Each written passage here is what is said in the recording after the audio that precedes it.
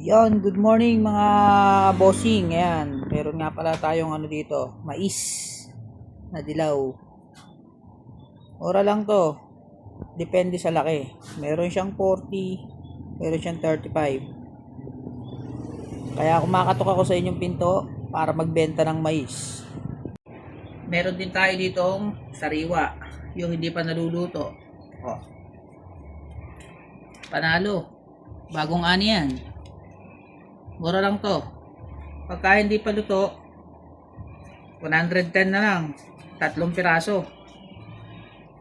Ano pa hinihintay nyo? Kuha na kayo, baka maubusan kayo. Kasi madalang lang to. Madalang lang.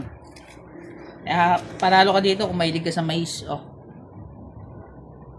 Butil pa lang, panalo na.